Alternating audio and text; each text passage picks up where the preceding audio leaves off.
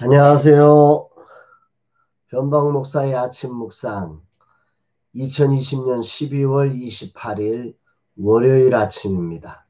오늘은 마태복음 8장 18절로 22절까지 말씀을 통해서 맡김의 축복, 이런 제목으로 함께 말씀을 묵상하는 시간을 갖겠습니다.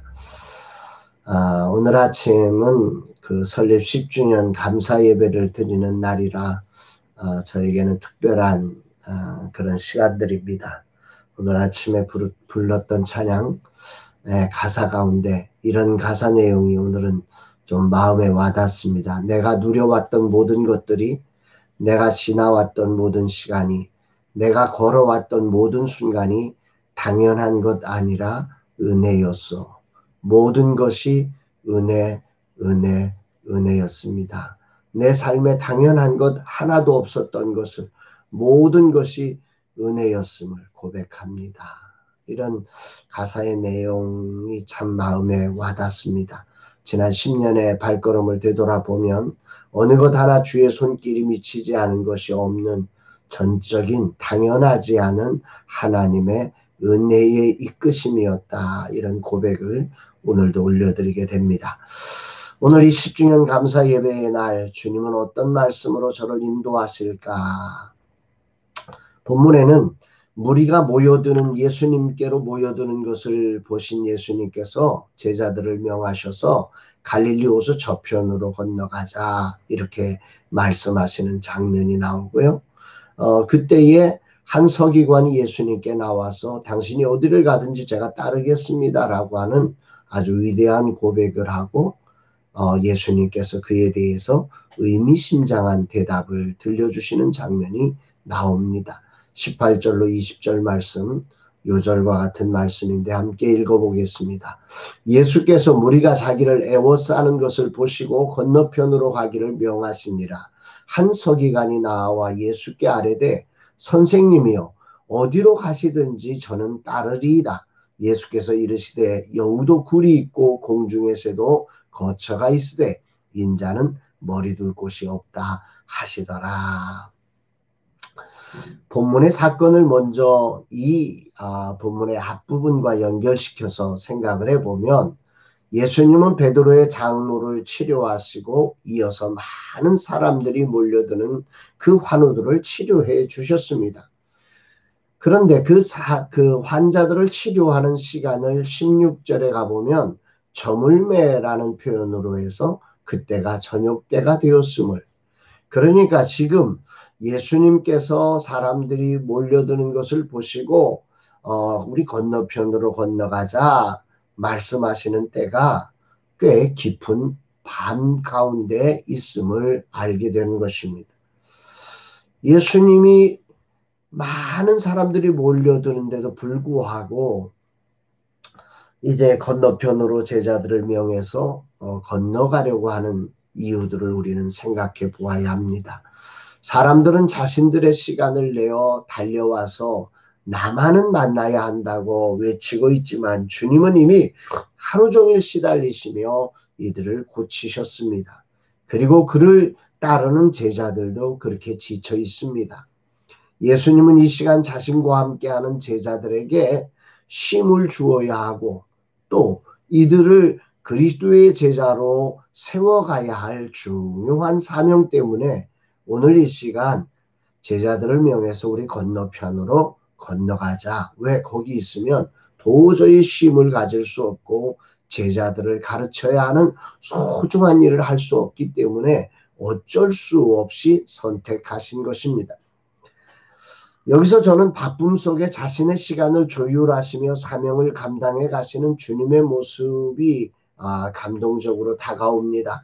바쁘다는 핑계로 중요한 제자를 배려하고 제자 세움의 자리를 놓치지 않고 달려가시는 주님을 정말 닮기를 소망합니다. 오늘이라는 시간이 저에게도 바른 제자를 세워가는 날이 되고 제자들의 그 삶의 자리를 이렇게 헤아려 줄 수 있는 넉넉한 마음도 있는 그런 종이 되기를 간절히 소망해 봅니다. 이런 바쁘고 소중한 시간 한 서기관이 예수님께서 나와서 어디든지 예수님을 따르겠다, 즉 제자가 되겠다, 이렇게 말씀을 드립니다.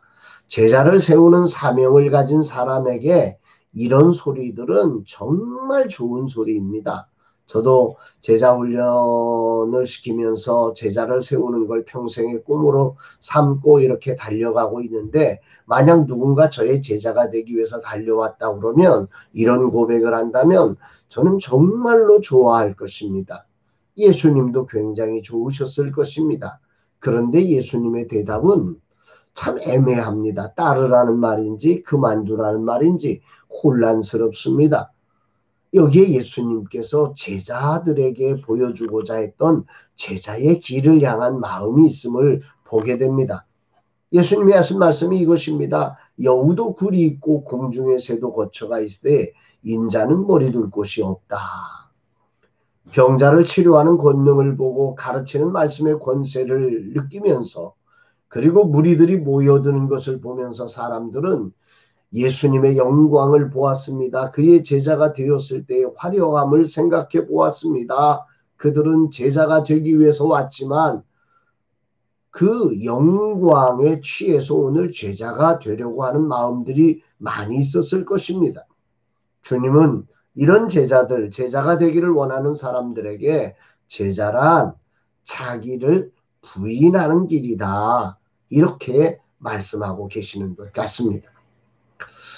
오늘 10주년 감사 예배를 드리는 시간, 이제 10년이 되었으니 뭔가 열매를 얻고자 하는 욕망이 솟아나는 때입니다. 10년 고생했으니 이제 앞으로의 10년은 뭔가 좀 열매를 따먹자, 뭐 이런 생각을 할 만한 시간 아니겠습니까? 그런데 오늘 이 말씀을 생각하면서 저의 사명이 생각났습니다. 저는 이 라마나요 선교회를 섬기면서 한 알의 밀알이 땅에 떨어져 죽으면 많은 열매를 맺는다고 하는 이 말씀을 처음 이 길을 걸어가면서 생각해 보았습니다. 라마나요시라고 하는 이 선교단체가 세워지는 과정에 저라고 하는 사람이 한 알의 밀알처럼 땅에 떨어져 죽음으로 이 라마나요시를 통해서 하실 하나님의 꿈이 아름답게 열매 맺게 될 것이라고 하는 꿈을 저는 꾸면서, 그 사명, 한 알의 밀알로 썩어지는 사명이 저에게 있음을 알고 있습니다.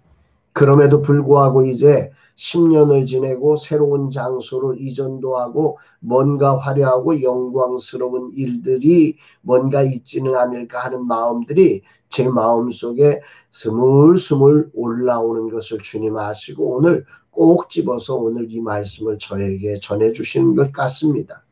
주님은 머리 둘 곳 없이 가셨습니다. 10주년 감사 예배를 통해 주님, 우리가 더 치열하게 자기를 부인하며 주님을 닮아가기를, 그런 이전이 되어지기를 우리에게 부탁하시는 것 같습니다. 아멘입니다. 그러자 한 제자가 먼저 가서 아버지를 장사하게 해달라고 또 요청합니다. 이런 말씀을 하시는 배경 속에 또 한 다른 제자가 이렇게 말씀한 것입니다. 예수께서 이르시되, 이 제자를 향해서 예수님이 대답하시는 거죠. 예수께서 이르시되 죽은 자들이 그들의 죽은 자들을 장사하게 하고 너는 나를 따르라 하시니라. 메시지 성경은 이 부분을 이렇게 번역을 합니다. 예수께서 거절하셨다. 중요한 일이 먼저다. 내 본분은 삶이지 죽음이 아니다. 나를 따라오너라. 생명을 쫓아라. 얼핏 이 본문을 인륜을 무시하는 예수님이라고 본다면 오해입니다. 무슨 말씀이든 문맥 속에서 이해가 되어야 합니다. 지금 예수님은 제자를 훈련하기 위해 사방에서 몰려드는 무리를 거절하는 엄청난 대가를 지불하시고 계십니다. 예수님에게 이 사역의 중요성을 말씀하는 것입니다. 지금 이 사람, 오늘 아버지를 장례하겠다는 이 사람 안에는 두 가지의 욕망 속에서 자신의 길을 아직 결정하지 못한 자의 모습을 보는 것입니다. 하나는 예수를 따르고 싶은 뜨거운 열정이 이 안에 분명히 있습니다. 그러나 또 하나는 자식으로서 자신의 의무를 등한히 하고 싶지 않다는 이 소망 또한 이 사람에게는 아직도 소중한 자리를 차지하고 이 둘 사이에서 어찌해야 하는 것인지를 망설이고 있는 자의 모습을 봅니다. 제자는 어느 것을 해야 되는지 망설이는 자가 아닙니다. 주님을 따르는 일은 다음으로 미루어야 할 차선이 아니라 언제나 우리에게 최선을 다해 따라가야 하는 우선적인 길임을 말씀하는 것이죠. 삶이란 자리를 가지고 사는 우리 모두에게 날마다 이런 갈등이 존재하게 되어 있습니다. 주님을 따를 것이냐 아니면 아버지로서 가장으로서 또 형제로서 또 이웃으로서 당연한 자리들이 존재하는 것이죠. 그러나 주님의 제자란 이런 갈등의 자리에서 주님을 우선하여 따르기로 결단한 자임을 말씀하시는 것입니다. 너희는 먼저 그의 나라와 그의 의를 구하라. 그리하면 이 모든 것을 너에게 더하시리라. 이 제자는 며칠만 기한을 주면 그때에 따르겠다. 이렇게 말씀합니다. 이것은 그의 진심입니다. 그러나 이 사람은 아직 자신을 부르신 이가 누구인지를 모르는 것입니다.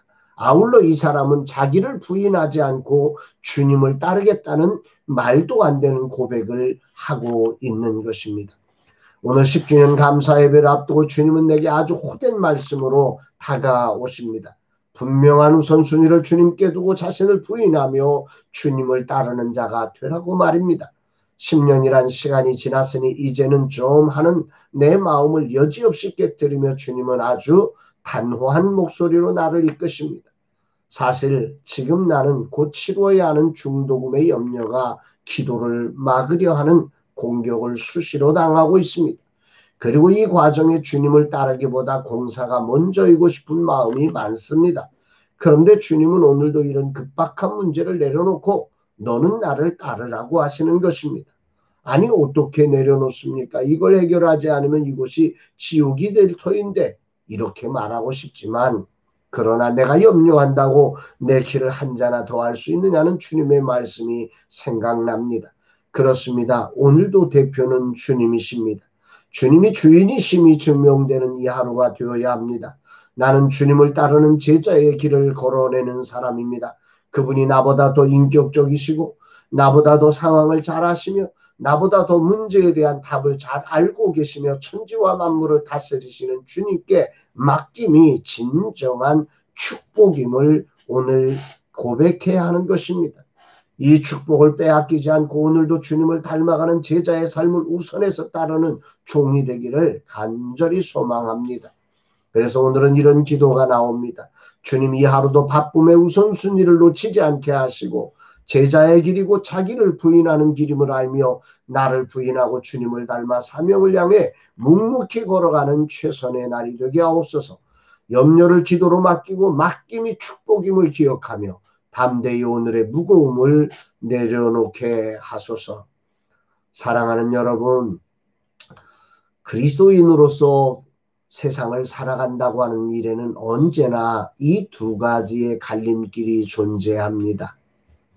주님을 따른다고 하는 것이 주님의 영광을 취하겠다고 하는 욕망은 아닌지 늘 불안한 우리 자신을 보게 되는 것입니다. 자기를 부인하기보다는 자기의 주장을 더 견고하게 세우기 위해서 주님이 필요한 우리 자신일 때가 참으로 많음을 고백하면서 오늘 아침 사랑하는 여러분, 우리 주님은 우리를 모르지 않으십니다. 우리의 전후 좌우 모든 것들을 다 아시는 주님을 신뢰하면서 그분께 우리의 무거운 것들을 겸손히 내려놓고 맡겨드리고 자기를 부인하며 주님을 따르는 이 하루가 되기를 주의 이름으로 축복합니다. 사랑합니다, 여러분.